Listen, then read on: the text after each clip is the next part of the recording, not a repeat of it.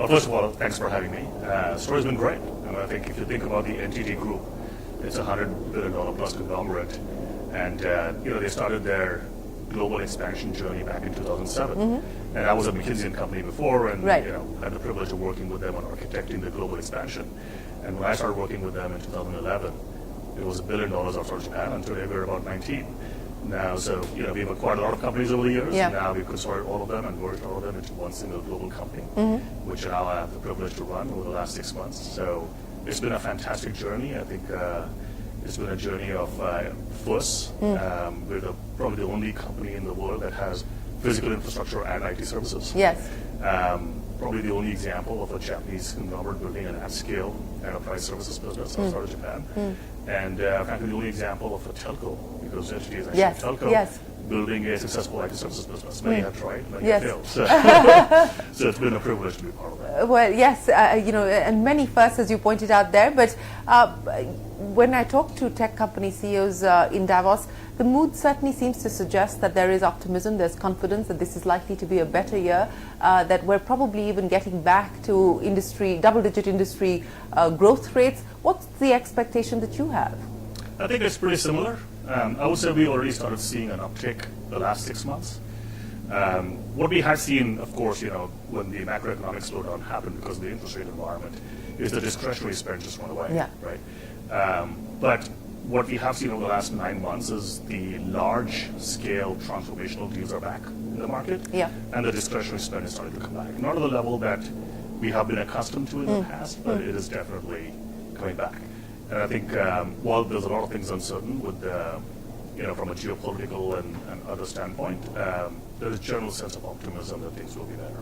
Yeah, well, speaking of things getting better, which of the markets that at this point in time are better poised or better positioned to your mind? In terms of geographies? Yes. I think the reality is the U.S. is always the largest market, but more importantly, it's the highest growth market. Yes. That is something that is not sometimes understood very well. So if you think about the growth over the next 3 years, more than half of that growth is going to come from the U.S. So, for all of us in the tech industry, the U.S. as an end market really, really matters. So, there's a general sense of optimism that will be positive. And then beyond the U.S., the other two markets that are really big contributors tend to be UK and Germany. I think the jury's out. Yeah, because Germany is facing its own political as well as economic challenges today. Yeah, so the jury is out on where they will be. But then there are pockets of growth in many other geographies, right? So if you think about the Middle East, it continues to go strong.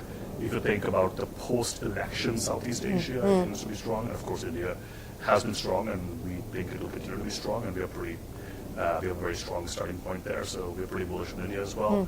And then, we've got businesses in Africa as well, in South Africa and Kenya, etc. So, and then Latin America. So, the good thing about us is, we are a lot more diversified than our industry is in terms of our mix. So let's talk about India, because you said you're bullish on India, and it's a strong starting point. So, what is the ambition? What's the aspiration for India? What's the plan? Well, first of all, we've been in India for decades. And, the way I would characterize our India business is in sort of 4 different pillars.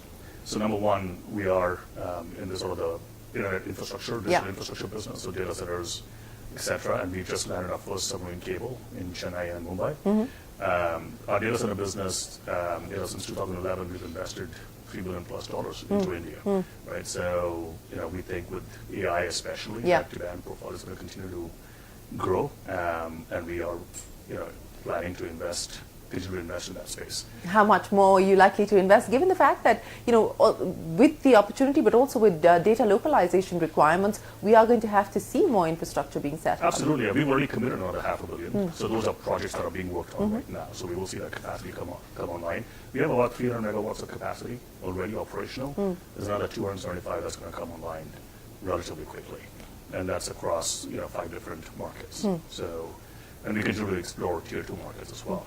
So that part, with AI and especially data localization, sovereign cloud, etc., we think there's tremendous growth potential. On the IT services side, we obviously have been in India serving private sector and some public sector clients in India for many, many years. We've got about 3,000 plus clients actually in India. And the private sector is actually professionalizing pretty rapidly, and they don't have legacy to deal with, which means that they can leapfrog to the new technology paradigms much faster and in a much more agile way. So we think that's poised well. Then we also have India as a delivery and innovation hub for all of our global clients. So we've got about 30,000 colleagues who serve global clients from a delivery standpoint as well as innovation standpoint. You know, India is one of our centers of excellence as it comes to AI, digital twins, etc. And then lastly, we also have a payments business in India. So we've got 4 different pillars to the business. India is definitely in the top 10 today, revenue generating for us. We have aspirations to be top 5 pretty quickly. What does pretty quickly mean? I don't want to set budget targets for my teams, but let's say in the next 3 years for sure. In the next 3 years. Yeah. Well, that's a pretty specific timeline that you've left us with. But since we're talking about AI and that's what everybody here is talking about, it's either Trump or it's AI. But take us through what you've been able to do at your end, but more importantly, as you look at the opportunities that are opening up and what your clients ask of you, what is the strategy going to be? Yeah, so let me start with a few macro comments. I lived in Silicon Valley through the internet boom. Right. When the internet started, the dot-com boom started, I saw the bust as well, of course. And I lived there for 20 plus years, so I've seen all the technology revolutions come through in the last 2 decades plus.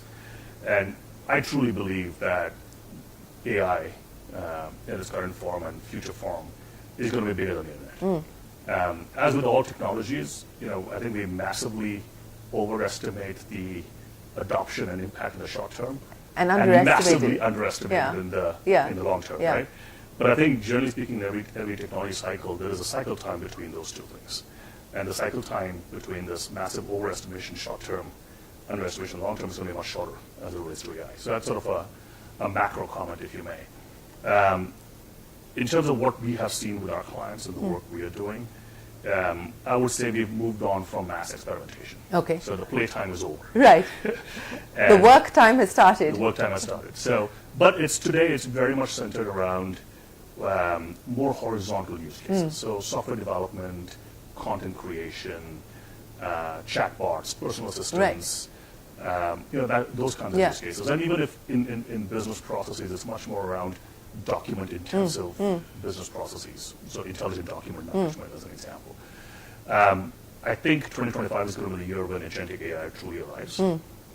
And that's when we're going to start seeing AI truly being deployed in the core operations of a company, which we haven't really seen at scale to now, right? So for instance, if you're a telco company deploying agentic AI on your network operations, core network operations, if you're in a manufacturing company in the core supply chain, or in the factory, as an example, right? So those things, hopefully in 2025 we'll start seeing at scale.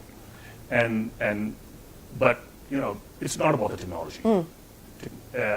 For true transformation and true value realization, there's much more than technology. It's about your workforce readiness, because it's a different way to work.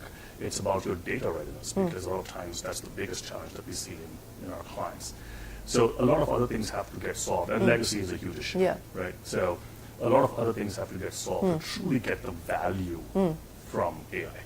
Well, yes, I would imagine that you need to ensure that the roads are in place before you can actually take the car out for a spin, and that's what's happening at this point in time. But finally, what's the headline to 2025? It's about agentic AI. And that's what you believe that it is going to be the chat GPT moment for agentic AI in 2025? Absolutely. I truly believe that. Abhijit, it's been an absolute pleasure. Thanks very much. We wish you the very best of luck and look forward to seeing you in India. Thanks so much for joining us here in Davos. We're going to take a break here, but the conversations will continue. Don't go anywhere. We're back in a moment with more.